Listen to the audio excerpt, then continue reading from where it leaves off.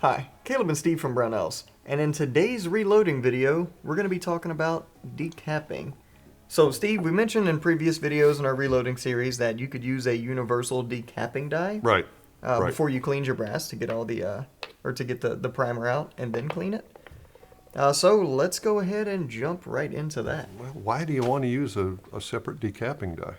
Well, first of all, Steve, the crimped primer in here, it's in there pretty good, and these Lee decapping dies are like absolute beasts. Okay. They're pretty Built good. like a tank.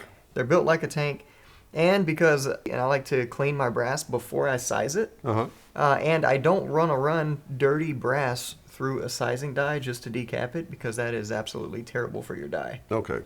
So, with that being said, let's use a Universal Decapping Die because it doesn't touch the body of the case. It just knocks that primer out. All right. Well, we'll run the ram all the way up. Run it up. And we'll screw the die all the way down until it touches. Easy peasy. Okay. Got that all the way down. So, here comes the tricky part. You put a case in the shell holder and run it up. And voila, primer's going. Perfect.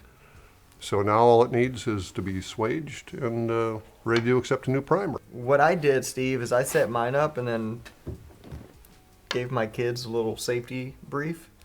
And then had them just go into town on it.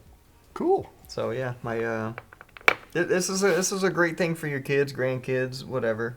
Mom, dad, you can make them do it too. I don't know what you guys are doing, but it'll work. So it's easy to set up, easy to do, and it's fast. So now you can toss them in the tumbler or whatever cleaning method you're using and clean the primer pockets as well. Yep, so the only thing to look out for is that whenever you take it out of whatever cleaning method you're using, except ultrasonic, just make sure your primer pockets are clear, because that media will tend to get in there.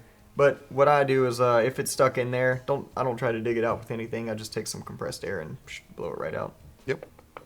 But that's all there is to it. Otherwise, if you're resizing, you got your decapping die or your decapping rod still in there. It'll punch it out. That's right, it will. That's a little pro tip there. So you can just leave that rod in your sizing die and help clear out that media.